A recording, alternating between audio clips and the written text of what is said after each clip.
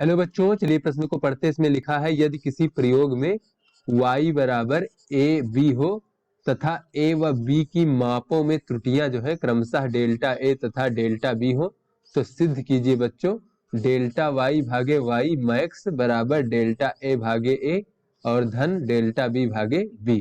अर्थात बच्चों हमें ये सिद्ध करना है, ये डेल्टा y भागे y ये प्रदर्शित करता है कि y के मापन में आपेक्षिक त्रुटि का अधिकतम मान मैक्स लिखा है बच्चों, वो जो है ए के मापन में जो आपेक्षिक त्रुटि है और बी के मापन में जो आपेक्षिक त्रुटि है उन दोनों के मानों के योगफल के बराबर होगा। ये हमें सिद्ध करना है।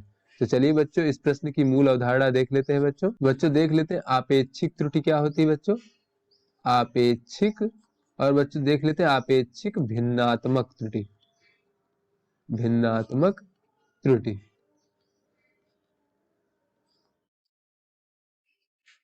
बच्चों मान लीजिए कोई हमारा मान है बच्चों z, वो बराबर है p और q के गुणनफल के बराबर है बच्चों यहाँ पर। तो जो z की आपेक्षिक त्रुटि होगी बच्चों, आपेक्षिक भिन्नात्मक त्रुटि, उसको हम इस प्रकार से लिखेंगे आपेक्षिक भिन्नात्मक त्रुटि। वो बच्चों इस प्रकार से हो जाएगा कि z के मान में जो त्रुटि है उसे हम डेल्टा z से प्रदर्शित करेंगे बच्चों।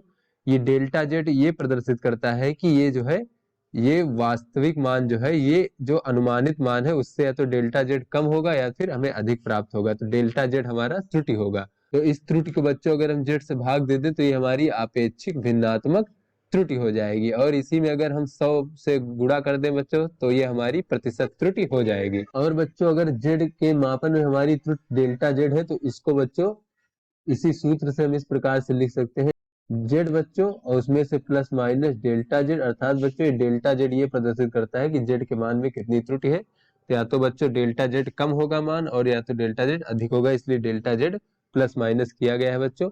इसी प्रकार से बच्चों ये p गुणे q है तो p को लिख सकते हैं p plus minus delta p। Delta p क्या है बच्चों, p के मापन में त्रुटि है, और गुणे बच्चों q होगा तो q को लिख सकते हैं q plus minus delta q। तो चलिए बच्चों अपने प्रश्न को हल करते हैं। बच्चों हमारे प्रश्न में दिया गया है कि y बराबर ए बी है और हमें y के जो आपेक्षिक भिन्नात्मक त्रुटि है उसका अधिकतम मान हमें सिद्ध करना है बच्चों। तो यहाँ पर हम y को लिख सकते हैं कि बच्चों y में प्लस माइनस जो y में त्रुटि है बच्चों उसको डेल्टा y जोड़ घटा देंगे, और इस प्रकार से a को इस प्रकार से लिख सकते हैं a plus minus delta a, और बच्चों b को लिख सकते हैं b plus minus delta b। तो यहाँ से बच्चों अगर हम y कॉमन ले लें तो ये हो जाएगा 1 प्लस माइनस डेल्टा y भागे y। उसके बाद बच्चों अगर यहाँ से हम a कॉमन ले लें तो हो जाएगा 1 प्लस माइनस डेल्टा a भागे a। उसके बाद बच्चों अगर हम यहाँ से b कॉमन ले लें तो ये हो जाएगा 1 प्लस माइनस डेल्टा b भागे b।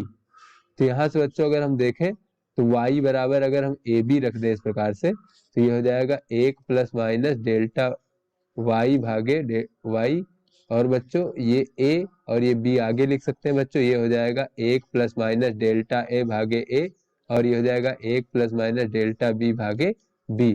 तो बच्चों ये ए बी से ए बी इस प्रकार से कट जाएगा, और इसको अगर हम लिख सकते हैं 1 प्लस माइनस डेल्टा y भागे y, और बच्चों इन दोनों का गुणा कर दे तो ये हो जाएगा 1 बच्चों और प्लस माइनस डेल्टा a भागे a और प्लस माइनस डेल्टा b भागे b और प्लस माइनस डेल्टा a गुणे डेल्टा b भागे a b।